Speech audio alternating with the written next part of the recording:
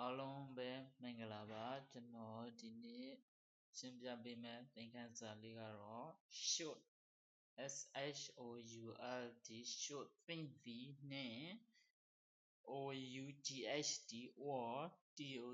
ought to သင်သည်ဒီစကားနှစ်ခုစလုံးဟာ should ရဲ့ ought to နှစ်ခုစလုံးဟာအဓိပ္ပာယ်အပြင်သင်သည်လို့အဓိပ္ပာယ်ရပါတယ်သင်သည်ဆိုတာကတော့မင်းဘာလုပ်သင့်တယ်ညာလုပ်သင့်တယ်အဲ့လိုပြောတာလူတယောက်ကိုမင်းကတော့ဖြင့်ငါကိုယ်တိုင်လေးပြောလို့ရတယ်သူများကိုလည်းပြောလို့ရတယ်သူများကိုကိုကတိုက်တွန်းမယ်အကြံပေးမယ်လို့ဆိုလို့ရှိရင်မင်းကတော့ဖြင့်စိတ်လိုက်မတော်သိဘူးပေါ့မင်းကတော့ဖြင့်အရင်မတော်သိဘူးပေါ့အဲ့လိုသူတို့ကိုအကြံပေးတာတိုက်တွန်းတာကိုယ်တိုင်လည်းငါကတော့ဘာမလုပ်သိဘူးငါကတော့တိုက်ပြီးတော့အပြစ်မထူသိဘူးအဲ့လိုမျိုးသင်သည်လို့အကြံပေးရှင်တဲ့အခါဖြစ်ဖြစ်မိမိကိုယ်လောက်ရမယ့်တာဝန်တွေကိုဖော်ပြရှင်တာပဲဖြစ်ဖြစ်အဲ့လိုအရှင်တွေမျိုးတွေမှာဘာကိုသုံးမလဲဆိုရင် should ရဲ့ ought to ရဲ့ကိုသုံးမယ် should ရဲ့နောက်မှာကတော့ to ဆိုတာမပါဘူးနော် ought to မှာအဲ့မှာ to ပါတယ် should နဲ့သုံးရင် to မထည့်ရဘူး ought နဲ့သုံးရင် to ထည့်ရမယ်နော်အဲ့ဒါလေးကိုတော့မှတ်ထားပါအဲ့ဆိုရင် should ရဲ့ ought to ရဲ့ကိုသင်သည်ဆိုတဲ့အဓိပ္ပာယ်ကိုဘယ်နေရာမျိုးမှာသုံးလဲဆိုရင်ကျွန်တော်ခုနကပြောခဲ့သလိုပဲဒုတိယတစ်ပတ်တခြားတစ်ယောက်ကိုကိုယ့်ရဲ့တငယ်ချင်းကိုပဲဖြစ်ဖြစ်ကိုယ့်ရဲ့မိုက်ဆွေကိုပဲဖြစ်ဖြစ်အကြံပေးတဲ့အခါသို့မဟုတ်မိမိကိုယ်ကိုလောက်ရမယ့်တာဝန်တွေကိုဖော်ပြတဲ့အခါ should ရဲ့ ought to တွေကိုသင်သည်ဆိုတဲ့အဓိပ္ပာယ်နဲ့သုံးလို့ရပါတယ်ဝါကျတိဆောက်ပုံကတော့ဝါကျတိဆောက်ပုံဒီမှာတွေ့ပုံနဲ့ပဲ as plus should သို့မဟုတ် ought to plus verb 1ဆိုတာဒီမှာနော်ဒီမှာအောက်ကပုံစံလေးပါ s ဆိုတာဗာလဲ subject ကိုပြောတာ subject ဆိုတာကိုဥပတ်စုစုကျွန်တော်သူမကျွန်တော်တို့ဒီအကုန်လုံးကိုဘာလို့ခေါ်လဲဒီ s subject လို့ခေါ်တယ် subject ပြီးရင် should လာမယ် should သို့မဟုတ်ဒီအငြိမ်းဆုံးဆိုတာကသို့မဟုတ်လို့ပြောတာနော် should သို့မဟုတ် ought to should လည်းသုံးလို့ရတယ် ought လည်းသုံးလို့ရတယ်ဒါဆိုရင်အဓိပ္ပာယ်ကဗာလဲအဓိပ္ပာယ်သင်တယ်လို့အဓိပ္ပာယ်ထွက်မယ်နော်အဲ့ဒါဆိုရင်ဘာဝင်တွေကိုဥပမာနည်းနည်းပေးတာ give us စွန့်လွှတ်သည် study လေ့လာသည် speak speak စကားပြောသည် avoid avoid ရှောင်ရှားသည် accept အဆက်လက်ခံသည် believe ယုံကြည်သည် trust trust ယုံကြည်သည် deny ငြင်းပယ်သည်ငြင်းဆိုသည် regret နောင်တရသည် hate မုန်းတီးသည်အဲ့ဒါတွေကဘာဝနော်ဒါဆိုရင်အခုဒါကိုဆက်ကြည့်ကြမလဲ should နဲ့ဝါကျက်တည်ဆောက်တဲ့ဥပမာလေးတွေကိုကြည့်ကြမယ် should ought to နှောင်းပြောတဲ့ဥပမာဝါကျက်ပြောဒီမှာနံပါတ်1အကြောင်းကိုကြည့် you should stop smoking use တာဗာလဲသင် should should ကဗာလဲသင်သည် stop stop ကဗာလဲရပ်တန့်သည်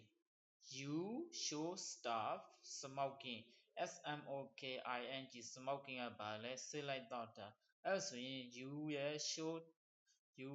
သင်သည် should သင်တယ် stop ဆိုရင် should stop ဆိုရင်ဗာလဲရပ်တန့်သင့်တယ် smoking ဆေးလိုက်တော့တာကိုရပ်သင့်တယ်တရားရောက်ကဆေးလိုက်အလွန်ကျွံတော့နေတယ်ဆိုတော့ဥမာကိုယ့်ရဲ့တငယ်ချင်းကဖြစ်ဖြစ်ကိုယ့်ရဲ့အပေါင်းဖော်မိုက်ဆွေတွေပဲဖြစ်ဖြစ်ကိုယ့်ရဲ့ညီကိုမောင်နှမထက်ကပဲဖြစ်ဖြစ်တရားရောက်ကဆေးလိုက်တဲ့အလွန်ကျွံတော့နေတယ်ဆိုရင်ကိုကမင်းဆေးလိုက်တော့တာကိုရပ်သင့်တယ်လို့ပြောမယ်ဆိုရင်ဘယ်လိုပြောမလဲ you should stop smoking အဲ့ဒါဘာလို့တာလဲ you should stop smoking မင်းကဆေးလိုက်တော့တာရပ်သင့်တယ်ဆိုလို့ရှိရင်အဲ့ဒါဘာလို့တာလဲဇုံတရားရောက်ကိုဘာလို့တာလဲအကြံပေးတာနော်သူမဟုတ်တိုက်တွန်းတာတိုက်တွန်းတယ်လို့ပေါ့အကြံပေးတာအဓိကကအကြံပေးတာ you should stop smoking ဒုတိယဝါကျတစ်ကြောင်းဒီမှာ you should tell me the truth you want you should tell me the truth you စကားသင် should ကသင်တယ် tell စကားပြောသည် me ဆိုတာငါကို the truth ကအမှန်တရားအဲ့ဆိုရင်ဘာပြောလဲမင်းငါကိုအမှန်ပြောသင့်တယ်မလိမ်သင့်ဘူးပေါ့အဲ့ဆိုရင်တစုံတစ်ယောက်ကိုဘာလုပ်တာလဲအဲ့ဒါတိုက်တွန်းတာ you should tell me the truth you should tell me the truth မင်းငါကိုအမှန်ပြောသင့်တယ်ပြီးရင် you should not break your promise you should not should ကသင့်သည်လို့အကြံပေးရင်သင့်တယ်ပေါ့အဲ့ဆိုရင် should not ကပါလဲမလောက်သင့်ဘူးပေါ့မလောက်သင့်ဘူးလို့အကြံပေးတာနော်တိုက်တွန်းတာတော့မဟုတ် not ထည့်လိုက်ရင်အဲ့ဒါ negative မဟုတ်ညင်းဆိုဖြစ်တော့တယ်မဟုတ်ညင်းဆိုဖြစ်တော့ရင် should ကတော့သင့်တယ်လို့အကြံပေးရင်သို့မဟုတ်တိုက်တွန်းရင် should not ကတော့ပါလဲမလောက်သင့်ဘူးသို့မဟုတ်မလောက်သင့်ဘူးလို့အကြံပေးတာပဲတိုက်တွန်းတာပဲအဲ့ဒါ should not ကိုသုံးမယ်နော် you should not break break break you should not break break ဘာလဲဖြက်စီးတာနော်ဖြက် break ကွေးသည်ကျိုးသည်ဖြက်စီးသည်ဖြက်တာတွေကိုသုံးလို့ရတယ်နော်ဒီကကျိုးသွားတာလည်းသုံးလို့ရတယ်ကွေးသွားတာလည်းသုံးလို့ရတယ် break အဲ့လိုဆိုရင် you should not break your promise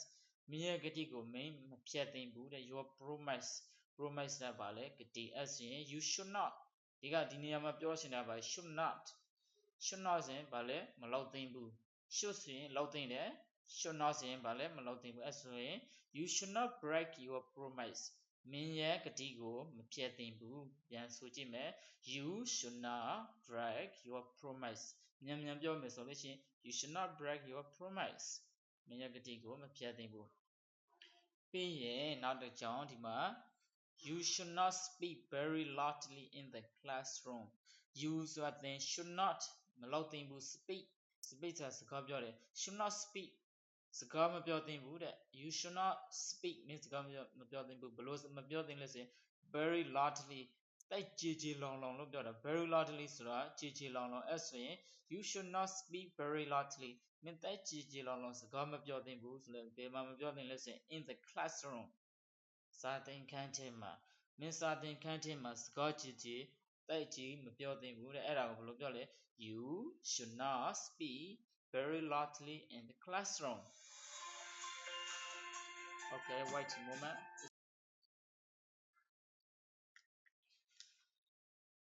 now listen you should not speak very loudly in the classroom မင်းစာသင်ခန်းထဲမှာတိုက်စကားကြေမပြောသင့်ဘူးအဲ့ဆိုရင်နောက်တစ်ပေါင်းဒီမှာ you should not talk back to the teacher talk စကားပြောတာ back ဆိုတာပြန်လို့ to the teacher ဆရာကို teacher စကားဘာလဲဆရာ you should not talk back talk talk စကားပြောတာ back ဆိုတာအဲ့ဒါစကားပြောတဲ့အချိန်ဘယ်လိုပြောလဲဆိုတော့ပြန်ခံတာပေါ့နော်မြန်မာလိုပြောမယ် talk back ဆိုတာပြန်ခံတာ you should not talk back to the teacher ဆရာကိုမင်းပြန်ခံသိလားပြန်ခံတယ်ဆိုတာဆရာကတော့တခုပြောတယ်တပည့်ကပြန်လို့ပြောတယ်အဲ့လိုပုံစံမျိုးပေါ့နော်အဲ့ဒါမျိုးလောက်သိလားမလောက်သိဘူးဆိုရင်ဘယ်လိုပြောလဲ you should not talk back to the teacher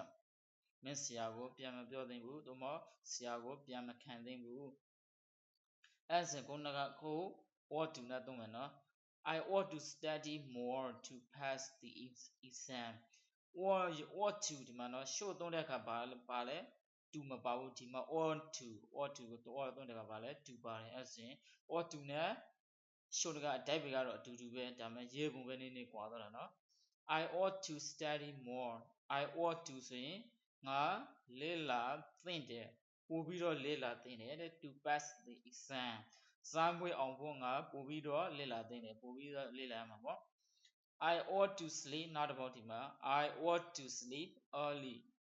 ကျွန်တော်စောအိပ်သင့်တယ်တဲ့အိပ်ရမယ်ကျွန်တော်စောအိပ်သင့်တယ်ငါဥပမာဆိုပါစို့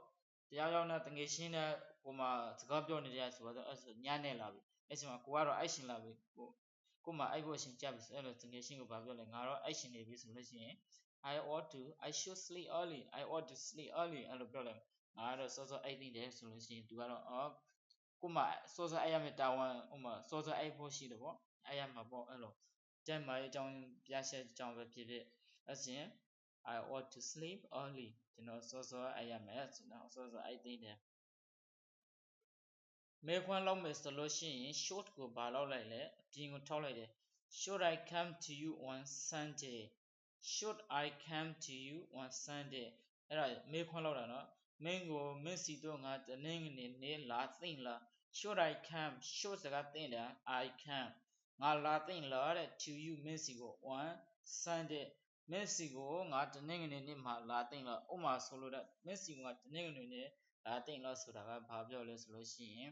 တကယ်လို့မင်းစီကိုငါတနင်္ဂနွေနေ့လာမယ်ဆိုရင်အဆင်ပြေမလားပေါ့အဲ့ဒီနေ့မှာမင်းအလုံးမြောက်လားအဲ့လိုပြောတာ Should I come to you on Sunday အဲ့စင်နောက်တစ်ခု we should not be too late we ဆိုတာဗာလဲကျွန်တော်တို့ should not be ကျွန်တော်တို့ဟာနောက်ကျ late ဆိုတာနောက်ကျတယ်အဲ့မှာ adjective နဲ့သုံးမယ်ဆိုလို့ရှိရင် be ပါတယ်နော် be you should not be ဆိုတာအဲ့ဒါ verb 1ဒီ be ဆိုတာ verb 1အဲ့ဒါ verb 1နောက်မှာဗာလိုက်လဲဒီမှာဗာလိုက်ရလဲဆိုရင် adjective လိုက်လို့ရနော် you should not be too late we should not be too late ငါတို့တိုက်နာမကြသင့်ဘူးဥမာအစည်းအဝေးကတော့စနေပြီအစည်းအဝေးတစ်ခုစနေပြီအကုန်သူသွားကြမယ်ပေါ့အဲ့ဆိုရင်ငါတို့နားကြလို့တော့မဖြစ်ဘူးနားမကြသင့်ဘူးဆိုရင်ဘာပြောမလဲ we should not be too late should I phone you tonight should I ငါလောက်သိမ့်လောက်တဲ့ phone phone ဆိုတာဗာလဲဖုန်းဆက်တာပြောတာနော် phone ဆက်သည် should I phone you ငါမင်းကိုဖုန်းဆက်သိမ့်လောက် tonight